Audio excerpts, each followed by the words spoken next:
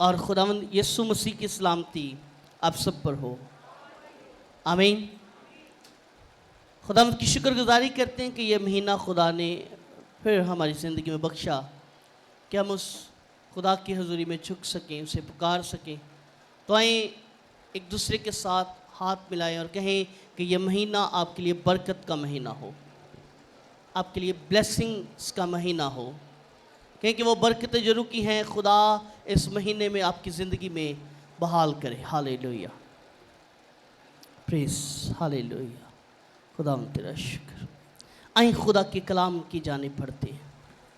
देखिए मेरे साथ नए अहदनामा में से पहला करंथस के नाम पौलुस रसूल का ख़त, उसका 15वां बाब और उसकी 33वीं आयत निकालें। पहला करंथस के नाम पौलुस रसूल का लिखा गया ख़त, उसका 15वां बाब और उसकी 33वीं आयत को पढ़ें। फरेब न खाओ, बुरी सोबतें अच्छी आदतों को बिगाड़ देती हैं। खुदा के कलाम का पढ़ा और सुना जना हम सब के लिए बाइस बरकत खुदावंद का शुक्र हो। आमीन, आमीन। आइए अपने सरों को झुकाएंगे, अपनी आंखों को बंद करेंगे और अगर आप चाहते हैं कि कलाम आपकी ज़िंदगी में असर करे तो कहें कि खुदा ये कलाम मेरी ज़िंदगी में असर करे। अगर आप चाहते हैं कि आप सुने और सुन के वो आपके दिल और दिमाग में नशी हो जाए तो कहें कि खुदा ये कलाम मेरी ज़िंदगी में असर करे। कहें कि खुदा मुझे अपने कलाम से सैर कर। खुदावन ये कलाम जो मोतबर है, जो दिलों को तब्दील करता है, ज़िंदगियों को बदलता है, खुदा ये कलाम बड़े ही कसरत से तेरे लोगों पर ठहरे, यीशु मसीह के नाम से। आमीन, आमीन, आमीन। हमारा जो मज़मून है वो है संगत या रफ़ाकत। संगत या रफ़ाकत। हमारी संगत कैसे लोगों के साथ है। आमीन। हमारी जो रफ़ाकत है, गुफ्तगू है, वो किस तरह के लोगों के साथ है। आमीन, आमीन। या हमारे जो मशीर हैं, हमें जो मशवरा देने वाले हैं, वो किस तरह के लोग हैं। आमीन, आमीन। तो लिखा है फरेब ना खाओ। आमीन। और बाइबल बयान करती है कि बहुत से तुम्हारे पास ऐसे लोग आएंगे जो भेड़ के रूप में क्या होंगे, भेड़िए होंगे। वो सामने सो तो बड़े ही शांत और अच्छे स्वभाव के लोग नजर आएंगे, पर उनकी जो बैक है वो उस भेड़िए की मानिंद है जो चीर और फाड़ देता है, जो बर्बाद कर देता है। और लिखा है फरेब ना खाओ। आमीन। क्या ना करो जी, फरेब ना खाओ। आप अगर किसी शख्स से मिलते हैं, किसी शख्स से गुफ्तगू करते हैं तो उस पर गौर करें, तवज्जो करें कि वो शख्स कैसा है, वो दिख कैसा रहा है और इसके पीछे ख्यालात उसके कैसे हैं, उसका इरादा क्या है, उसका प्लान क्या है। फरेब ना खाओ, फरेब ना। हाँ जी चर्च, क्या लिखा है जी, फरेब ना खाओ। आप देखें उस शख्स को जिससे आप मिलते हैं, जिसके साथ आप बैठते हैं, जिसके साथ आप गुफ्तगू करते हैं, जो आपका मुशीर है या आपको मशवरा दे रहा है। देखें उस शख्स को, क्या वो कहीं भेड़ के रूप में भेड़िया तो नहीं है जो आपको आपके लेवल से, आपके म्यार से गिराने के लिए आया है, जो आपको आपकी जिंदगी में तकलीफ देने के लिए आया है, आपके फ्यूचर को बर्बाद करने के लिए, आपके लेवल को गिराने के लिए आपकी जिंदगी में आया है। क्या वो ऐसा तो नहीं है? अगर है तो बाइबल इस बात को बयान करती है कि वो शख्स दुना है, यशायाह की किताब बयान करती कि वो शख्स दुना है जो बला को देकर छुप जाता है। हमें उस शख्स से किनारा कर लें, उस शख्स से हट जाएं, उसकी गुफ्तगू पर तवज्जो ना करें, उसकी बातों पर तवज्जो ना करें, तो आप सरफराज रहेंगे। हमें आप ब्लेसफुल रहेंगे, आपकी ब्लेसिंग घटेगी नहीं बल्कि वो बढ़ना शुरू हो जाएंगे। हमें ऐसे बहुत से आप में से लोग, नौजवान बेटे और बेटे या भाई या बहन होंगे जिन्होंने किसी शख्स की बात को मानकर आज भी अपनी जिंदगी में पछतावा रखते हैं। कोई ना कोई ऐसा शख्स आपकी जिंदगी में आया होगा जिसकी बात को आपने सुना, जिसकी बात को आपने माना, और वो लोग जो आपको समझाते थे, आपके घर वाले, आपके दोस्त या वो लोग जो आपके लिए बेहतर सोचते थे, आपको समझाते थे और आपने उनकी बात को ना सुना, बल्कि वो शख्स जो भेड़ के रूप में भेड़िया आपके पास आया था, आपने उसकी बात को सुना और फिर क्या है, आप आज तक पछता रहे हैं। वो लेवल आपका नहीं रहा, वो म्यार आपका नहीं रहा, वो बिजनेस आपका नहीं रहा, वो बिजनेस जो आप करते थे, आपका जो ओहदा वहां पर था, वो ओहदा आपका वहां पर नहीं रहा। आमीन, आमीन। हाँ जी, ऐसे लोग हैं कोई आप में से जिन्होंने ऐसा धोखा खाया हो कि एक शख्स की मानकर अपना फ्यूचर जो है वो खराब किया हो? आमीन। बड़ा मुश्किल है हाथ उठाना। आमीन। और मैं आपको बताना चाहता हूं, फरेब ना, हाँ जी चर्च, फरेब ना खाओ, बल्कि आप पहचाने, उसकी गुफ्तगू को पहचानो। अगर उसकी गुफ्तगू ये है कि आप जिस लेवल पर हैं, आपको वो कह रहा है कि नहीं आप ऐसा नहीं करें, आप ऐसा करें, तो समझ जाएं कि वो आपके खिलाफ है। अगर आप जॉब कर रहे हैं और आप जॉब बड़ी अच्छी कर रहे हैं, आप बड़ी अच्छी सैलरी ले रहे हैं, आपका वहां पर बड़ी इज्जत है, आपका एक बड़ा म्यार है वहां पर, और कोई शख्स आपको तीसरा पर्सन कह रहा है कि नहीं नहीं आप उनसे कहें नहीं ऐसा भी करे, मेरे साथ ऐसा भी करे, मुझे ये सहूलत भी दे, मुझे ये सहूलत भी दे, तो मैं आपको बताना चाह रहा हूं वो आपकी सलाह नहीं कर रहा, वो बल्कि आपका फ्यूचर जो है वो चाह रहा है कि जैसा मैं हूं उस आपका भी फ्यूचर वैसा ही हो। मैं भी किसे जोगा नहीं तो तुम ही किसे जोगा ना रहे। आमीन। तो इसलिए मेरे अजीजों ये बात याद रखें, फरेब ना खाओ। आमीन। लिखा है बुरी सोबत अच्छी आदतों को बिगाड़ देती है। कि आप जिस शख्स के साथ बैठे हैं, अगर वो गलत है, अगर उसका किरदार गलत है, अगर उसका म्यार गलत है, अगर उसकी गुफ्तगू गलत है, तो मैं आपको बताना चाहता हूं कि वही असर आप पर भी आएगा, वही लेवल आप पर भी आएगा। और लिखा है बुरी सोबत अच्छी आदतों को क्या करती है? बिगाड़ देती है। क्या करती है जी? बिगाड़ देती है। और ਅਸੀਂ कहने हम तो उसके पास बैठकर उसे चेंज करेंगे और 2 महीने बाद पता लगता वो तो होया को नहीं, ये हो गया चेंज। तो इसलिए बुरी सोबत अच्छी आदतों को क्या करती है? बिगाड़ती है। आप देखें ऐसे लोगों को जो आपके मशीर बनना चाहते हैं, जो आपको मशवरा देना चाहते हैं। मशीर का मतलब कि मशवरा देने वाला, जो आपको मशवरा देने वाले हैं, उनकी गुफ्तगू पर गौर करें। क्या आपको वो गिराने की कोशिश कर रहे हैं या बढ़ाने की कोशिश कर रहे हैं? आप जिस लेवल पर हैं, अगर आपको लग रहा है कि आप ठीक जा रहे हैं, और फिर आप उन लोगों की बातों पर कभी गौर ना करें, बल्कि आप ऐसी सोबत से, ऐसी संगत से दूर रहें। आमीन। ऐसी संगत से क्या रहें? दूर रहें, क्योंकि जो बुरी सोबत है वो अच्छी आदतों को क्या करती है जी? बिगाड़ती है। मैं आपको बताना चाहता हूं कि आपकी जो बुरी सोबत है वो आपको खुदा से दूर करती है। आपकी जो बुरी सोबत है आपके घर वालों से दूर करती है। आपकी जो बुरी सोबत है आपको आपके अच्छे दोस्तों से दूर करती है। आपकी जो बुरी सोबत है आपका लेवल गिराती है। आपकी जो बुरी सोबत है वो आपके फ्यूचर को बर्बाद करती है। आपकी जो बुरी सोबत है वो आपका म्यार खत्म करती है। आपकी जो बुरी सोबत है आपके जहन को डिस्टर्ब करती है। आपकी जो बुरी सोबत है आपको डिप्रेशन में लेकर जाती है। आपकी जो बुरी सोबत है आपको बीमारियों की जानिब लेकर जाती है। आपकी जो बुरी सोबत है आपको तंदुरुस्तियों की जानिब लेकर जाती है। आपकी जो बुरी सोबत है वो आपको गिरा देती है। बुरी सोबत अच्छी आदतों को, अच्छी आदतों को, किन आदतों को जी? अच्छी आदतों को। आपको लगता है आपके अंदर अच्छी आदतें हैं? कितने लोगों को लगता है कि हम में अच्छी आदतें हैं? हाँ जी, कोई नहीं, बाकी कोई नहीं चंगी आदत। अगर आपको लगता है कि आप में अच्छी आदतें हैं तो फिर इन लोगों से बचें जिनकी बुरी सोबत है।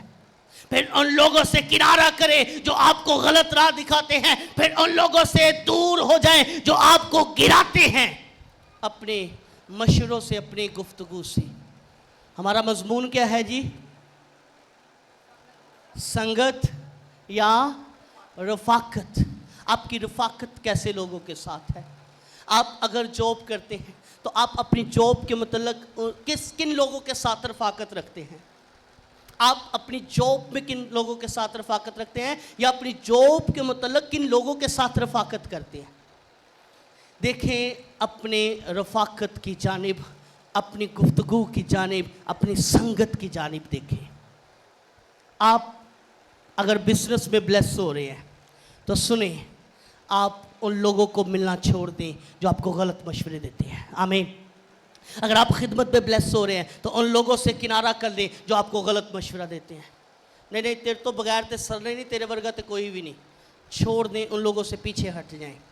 आपकी ज़िंदगी में अबलीस उस शख्स में से होकर काम कर रहा है, दूर हो जाएं। डांटें, कहें, ए अबलीस दूर हो। उससे कहें कि मुझे खुदा जिस तरह से भी इस्तेमाल कर रहा है, जैसे भी कर रहा है, मैं खुश हूँ। फिर आप पर उसका कोई वार भी जो है वो गलबा नहीं पाएगा। आमीन। फिर आप फ्रेब नहीं खाओगे, आप फ्रेब नहीं खाओगे। लिखा है बुरी सोबत अच्छी आदतों को बिगाड़ देती है। आमीन। मैं पिछले साल बाइबल स्टडी करा रहा था बच्चों को, तो मैंने एक सवाल बच्चों से किया कि आप अपने दोस्त मुझे दिखाओ, मैं आपका मुस्तकबिल आपको दिखा दूंगा। आमीन। आपका फ्यूचर आपको दिखा देंगे।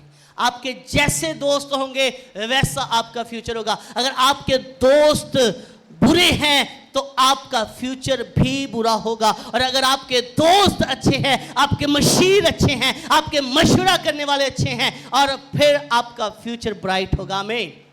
आज हम बाइबल मुकद्दस की रोशनी में दो ऐसे भाइयों पर गौर करेंगे। एक के मशवरे वाले गलत थे और एक के मशवरे वाले ठीक थे। आमीन। एक की संगत जो थी वो गलत थी और एक की संगत जो थी वो ज़बरदस्त थी, सही थी। और क्या हुआ? जो संगत जिसकी सही थी, खुदा कहता है कि मैं इससे मोहब्बत रखता हूँ, और जिसकी संगत गलत थी, खुदा कह रहा है मैं उससे अदावत रखता हूँ, नफरत करता हूँ। कोई इंसान नहीं कह रहा, बाप माँ या काहिन या कोई रिश्तेदार नहीं, या कोई भी अजीज नहीं कह रहा है, डायरेक्ट खुदा कह रहा है कि मैं इससे नफरत करता हूँ, अदावत रखता हूँ। आमीन। हम बाइबल मुकद्दस की रोशनी में देखते हैं, पैदाइश की किताब को जब हम पढ़ते हैं तो वहाँ पर हमें मिलता है जी इब्राहिम के बाद उसका बेटा मिलता है जी इसहाक, और इसहाक का जब ब्याह होता है तो उसके दो बेटे पैदा होते हैं। हमें लिखा है कि वो जुड़वा हैं। वो क्या है जी? जुड़वा हैं। और बाइबल बयान करती है कि वो मां के पेट में ही एक दूसरे के साथ लड़ते हैं, एक दूसरे के साथ झगड़ा करते हैं। और बाइबल बयान करती है कि वो जुड़वा हैं, एक ही टाइम में, एक ही दिन में, एक ही घंटे में वो इस दुनिया में आए हैं। पर बाइबल बयान करती है, खुदा का कलाम बयान करता है, खुदा की आवाज हमें बताती है कि खुदा कहता है कि मैं याकूब से तो मोहब्बत करता हूं, पर मैं यीशु से क्या है वो अदावत रखता हूं। देखिए मेरे साथ हवाला मिलाकी की किताब, उसका पहला बाब, उसकी दूसरी और तीसरी आयत को पढ़ना है हमने। एक ही माँ के दो बेटे हैं, जुड़वा हैं। और अक्सर ये बात कही जाती है कि जुड़वा जो होते हैं उनकी सोच एक जैसी होती है। आमीन। सुना आपने कि कि जो जुड़वा होते हैं उनके अंदर ये बातें पाई जाती कि उनकी गुफ्तगू एक जैसी होती है, उनके चेहरे एक जैसे होते हैं, उनका जो करदार है वो एक जैसा होता है, उनका म्यार एक जैसा होता है। पर यहाँ पर जो जो जुड़वा हैं उनमें डिफरेंट है, हमें उनमें बड़ा डिफरेंट है। उनकी सोच एक जैसी नहीं है, उनके प्लान्स एक जैसे नहीं है, उनकी संगत एक जैसी नहीं है, उनकी रफाकत एक जैसी नहीं है, उनका क्या काम एक जैसा नहीं है, उनका म्यार एक जैसा नहीं है। देखिए मेरे साथ, हाँ जी निकाला तो पढ़े जरा इसे। खुदावंद फरमाता है मैंने तुमसे मोहब्बत रखी तो भी तुम कहते हो कि तूने किस बात में हमसे मोहब्बत जाहिर की। खुदावंद फरमाता है क्या यीशु याकूब का भाई ना था, लेकिन मैंने याकूब से मोहब्बत रखी और यीशु से अदावत रखी। आमीन। थोड़ा बहने जरा थोड़ा थोड़ा आगे हो जाएं ताकि पीछे आने वालों को जगह मिल सके। कोशिश करें थोड़ी सी, अगर कुछ ज़्यादा हो जाते तो नहीं इधर भाइयों वाली साइड पे बिठा दें। अब आमीन। क्या लिखा है जी? खुदावंद फरमाता है मैंने तुमसे क्या रखी, क्या रखी जी? हाँ जी, चर्च टीम जरा जवाब दीजिएगा। खुदावंद फरमाता है मैंने तुमसे क्या रखी? मोहब्बत रखी। खुदा इस्राएलियों को कह रहा है, खुदा याकूब के घरानों को कह रहा है, खुदा याकूब की नस्ल को कह रहे हैं, वो कह रहे हैं कि तूने हमसे मोहब्बत नहीं रखी, तूने हमको गुलामी में डाल दिया, तूने हमसे प्यार नहीं किया। वो कह रहे हैं, खुदावंद फरमा रहे हैं कि मैंने तुमसे मोहब्बत रखी तो भी तुम कहते हो किस बात में मोहब्बत रखी। आमीन। खुदा कह रहे हैं मैंने तुमसे मोहब्बत रखी, वो कह रहे हैं किस बात में मोहब्बत रखी। खुदा हमें सिखाता है कि खुदा ने इस्राएल से मोहब्बत रखी कि वो रात के टाइम उनके लिए आग का सतून बनकर उनके साथ चलता था और दिन में वो बादल बनकर उनके साथ चलता था। खुदा रात में भी उन्हें प्रोटेक्ट करता था, खुदा दिन में भी उन्हें प्रोटेक्ट करता था और यहाँ तक मोहब्बत रखी कि जंगल बियाबान में जब खुराक नहीं है तो खुदा आसमानी खाना उन्हें खिला रहा है। हमें ये है खुदा की मोहब्बत जो इस्राएल के साथ थी, जो खुदा के लोगों के साथ थी, जो याकूब के घराना के साथ थी। और लिखा है कि वो कह रहे किस बात में मोहब्बत रखी, और खुदा कह रहा है कि मैंने तुमसे मोहब्बत रखी। आज भी जब हम बुरी सोबत का शिकार हो जाते हैं, जब हम बुरी सोबत में आ जाते हैं, गलत रफाकत में आ जाते हैं, तो फिर हम अपने मोहब्बत रखने वालों से कहते हैं कि तूने हमसे मोहब्बत नहीं रखी, तूने हमसे प्यार नहीं किया, तू हमारी सुनता नहीं है, तू हमारी बात नहीं मानता। मैं आपको बताना चाहता हूं, आज के नौजवान जो बेटे और बेटियां हैं अपने माँ बाप से कहते हैं तूने हमसे मोहब्बत नहीं रखी, तूने हमसे प्यार नहीं किया, और वो शख्स जो चंद लम्हात के लिए आता है, हम उसके लिए अपने माँ बाप को, अपने बहन भाइयों को, अजीजों कारफ को छोड़ देते हैं। और फिर 2 साल बाद उन्होंने कहा तू साढ़े ना मोहब्बत नहीं करता। आमीन। इसलिए फरेब ना खा। आमीन। बुरी सोबत अच्छी आदतों को बिगाड़ देती है। बचे बुरी सोबत से, बुरे लोगों से बचे, बुरे किरदार वालों से बचे जो आपको गिराना चाहते हैं, लेट डाउन करना चाहते हैं, जो आपके खिदमत को गिराना चाहते हैं, आपके फ्यूचर को गिराना चाहते हैं, आपके फ्यूचर को ब्राइट नहीं बल्कि ब्लैक करना चाहते हैं। बचे ऐसे लोगों से। खुदा फरमाता है क्या यीशु याकूब का भाई ना था? हाँ जी दसो, क्या दोवें भरा रसी? हाँ जी चर्च, क्या वो दोनों भाई ना थे? क्या वो दोनों भाई ना थे? लिखा है लेकिन मैंने याकूब से क्या रखी? मोहब्बत रखी, और यीशु से क्या रखी? अदावत रखी। आमीन। ये कोई नबी नहीं कह रहा, ये कोई खादम नहीं कह रहा, या कोई बाप या माँ या कोई भी अजीज नहीं कह रहा। ये खुदा कह रहा है कि मैंने याकूब से मोहब्बत रखी और मैंने ईसु से अदावत रखी। मेरे अजीजों, इस बात पर गौर करें। मैं आपको बताना चाहता हूँ, खुदा कलू आपको सिखाना चाहता है कि क्यों खुदा ने याकूब से मोहब्बत रखी। क्योंकि याकूब की रफाकत ठीक थी, याकूब की सोबत ठीक थी, और जो ईसु है उसकी रफाकत ठीक नहीं थी, उसकी संगत ठीक नहीं थी।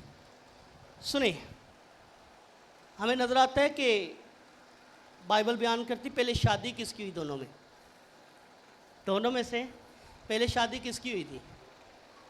हाँ जी चर्च, ये बात जरा गौर करने वाली है। शादी किसकी हुई थी पहले दोनों में से? याकूब की। क्योंकि हमें नजर आता है कि जो बाइबल बताती है कि जो याकूब है वो वहाँ से गया और जाकर अपने मामा के यहाँ उसने अपने मामा की बेटी बड़ी के साथ फिर छोटी के साथ शादी की। और ये हमें नजर आता है कि वो किसके कहने पर वहाँ पर गया? हाँ जी, किसके कहने पर वो वहाँ पर गया था? अपने माँ और अपने बाप। हमें मिलता है पैदाइश की किताब को जब पढ़ते हैं तो जब इसहाक को पता चलता है ना कि ये हो गया, तो वो और उसकी माँ उसे कहते हैं कि यहाँ से तू चला जा क्योंकि तेरा भाई तुझे मार ना दे। और वो चला गया। और हमें नजर आता है कि जो यीशु की रफाकत थी, संगत थी, वो किन लोगों के साथ थी? खुदा ने इब्राहिम को मना किया कि तू कनानी औरतों में किसी के साथ अपने बेटे की ब्याह शादी ना करना। सुने ज़रा, किया ना खुदा ने मना। हमने जब पिछले साल में तफसीरों को पढ़ा तो हमने सीखा कि खुदा ने मना किया। और जो यीशु है उसकी रफाकत कनानी और इस्माइल के घराने के साथ थी। किनके साथ थी जी? कनानी और इस्माइल के घराने के साथ थी। और हमें बाइबल बयान करती कि खुदा ने मना किया, खुदा ने मना किया कि इब्राहिम को कि इसहाक की शादी कनानी औरतों में से किसी के साथ ना करना। क्या करना? ना करना। और जो यीशु है इसकी रफाकत किसके साथ थी? इनकी संगत किसके साथ थी इसकी? इस्माइल के घराने और कनानियों के साथ। और लिखा है कि इसने शादियां भी जो की वो कनानी औरतें थी और इस्माइल की बेटी थी जिसके साथ इसने शादी की। तो ये है इसकी बुरी सोबत की निशानी कि खुदा मना कर रहा है। इसलिए खुदा कह रहे हैं कि मुझे यीशु से क्या है? अदावत है। क्योंकि खुदा ने मना किया है कि इस्राएल के घराने में से, याकूब के घराने में से, इब्राहिम के घराने में से, इसहाक के घराने में से कोई भी कनानी और इस्राएल और इस्माइल की बेटियों के साथ या बेटों के साथ शादी, हाँ जी, शादी ना करे। इसलिए खुदा कह रहा है कि मुझे यीशु से क्या है? इसलिए खुदा कह रहा है मुझे यीशु से क्या है? अदावत है। क्योंकि यीशु की रफाकत जो थी, उसकी जो संगत थी, वो उन लोगों के साथ थी जिनके साथ खुदा मना कर रहा है। जिनके मतलब खुदा कह रहा है कि तेरे इनके साथ ना तूने अपनी बेटियों का ब्याह करना है, ना अपने बेटों का ब्याह करना है। और जो याकूब है उसकी संगत अपनी माँ के साथ थी। आमीन। उसकी संगत, उसकी रफाकत अपनी माँ के साथ थी। मैं आपको बताना चाहता हूँ कि जो इसहाक है उसकी संगत यीशु के साथ पता क्यों थी? उसकी ज़्यादा तवज्जो क्यों? क्योंकि वो उसके लिए अच्छा शिकार करके लाता था, उसके लिए अच्छा खाना लाता था। और इसी चक्कर में इसहाक यीशु को टीच ना कर सका, में उसकी संगत पर गौर ना कर सका। और जो माँ है, वो जो याकूब जो माँ के साथ है, और उसकी माँ ने क्या किया? उसकी अच्छी तरबियत किया, में उसकी अच्छी तरबियत की। और जब अच्छी तरबियत की तो लिखा है कि खुदा कह रहा है कि अब कोई याकूब को धोखेबाज ना कहेगा। आमीन। खुदा ने कहा कि जो उसे धोखेबाज कहेगा मैं उसे कभी माफ़ नहीं करूँगा। और देखें कि खुदा कह रहा है कि मैं याकूब से क्या कर रहा हूँ, मोहब्बत करता हूँ। मैं इसराइलियों से क्या करता हूँ, मोहब्बत करता हूँ। और मैं यीशु से क्या करता हूँ, नफ़रत करता हूँ, अदावत रखता हूँ। और ये अदावत की वजह क्या थी, यीशु की संगत। आमीन। यीशु की रफ़ाकत थी जो खुदा ने ये अल्फाज कहे कि क्यों खुदा कह रहा है कि मैं यीशु से क्या करता हूँ जी, अदावत रखता हूँ। क्या आप भी तो ऐसा नहीं कर रहे? क्या आपकी रफ़ाकत उन लोगों के साथ तो नहीं है जो खुदा आपको मना कर रहा है, या आपके माँ बाप आपको मना कर रहे हैं कि ऐसे लोगों के साथ ना बैठो, ऐसे लोगों के साथ ना आप खाओ, ना पियो, ना बैठो, ना गुफ्तगू करो, और हम फिर भी उन लोगों के साथ रफ़ाकत कर रहे हैं? तो मैं आपको बताना चाहता हूँ, अगर आप फिर भी उन लोगों के साथ रफ़ाकत कर रहे हैं तो आपका फ्यूचर ब्राइट नहीं बल्कि वो ब्लैक है। आमीन। और अगर आप अपने माँ बाप की बात को सुनकर ऐसे लोगों से किनारा कर रहे हैं, ऐसी सोबत से दूर हैं, तो फिर आप क्या कर रहे हैं, आपका फ्यूचर ब्लैक नहीं बल्कि वो ब्राइट है। आमीन। आमीन। बुरी सोबत अच्छी आदतों को बिगाड़ देती है। देखें, बाइबल कह रही कि क्या वो दोनों भाई ना थे?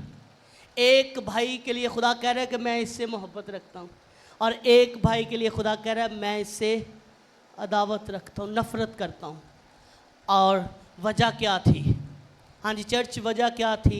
उनकी संगत, उनकी रफ़ाकत, उनकी रफ़ाकत थी, उनकी संगत थी।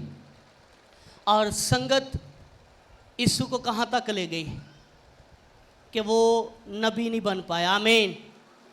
एक ही बाप के बेटे हैं, एक ही माँ की कोख से पैदा हुए हैं, एक ही दिन पैदा हुए हैं, एक ही साथ परवरिश पाई है, पर एक नबी है और एक नबी नहीं बन पाया। आमीन। बाइबल बयान करती कि यीशु कभी भी नबी नहीं बन पाया। क्यों? क्योंकि उसकी संगत दुरुस्त नहीं थी। आमीन। उसके दोस्त अच्छे नहीं थे, उनका जिनके साथ वो बैठता था, खाता था, पीता था, वो लोग अच्छे नहीं थे। और लिखा है कि उसी संगत के सबब से उसने अपने पलोठे होने का हक भी बेच दिया। आमीन। उसने वो सारे काम किए जो उसके जहन में वो लोग डालते थे। तो कभी भी फरेब ना खाओ। आमीन।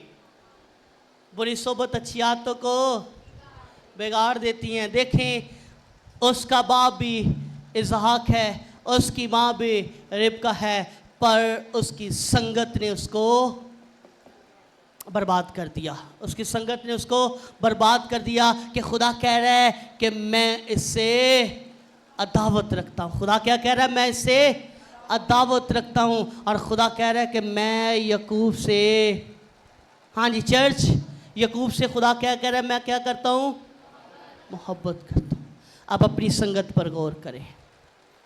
आप कैसे लोगों के साथ बैठ रहे हैं, कैसे लोगों के साथ गुफ्तगू कर रहे हैं, कैसे लोग हैं जो आपको मशवरा दे रहे हैं, आपके मशीर हैं। कहीं वो आपको इस लेवल पर तो लेके आ रहे कि खुदा कहे कि मैं इससे अदावत रखता हूँ। अपनी संगत पर गौर करें, अपनी रफ़ाकत पर गौर करें, अपने मशवरा देने वाले लोगों पर ज़रा तवज्जो कर लें। आमीन। आमीन। आमीन।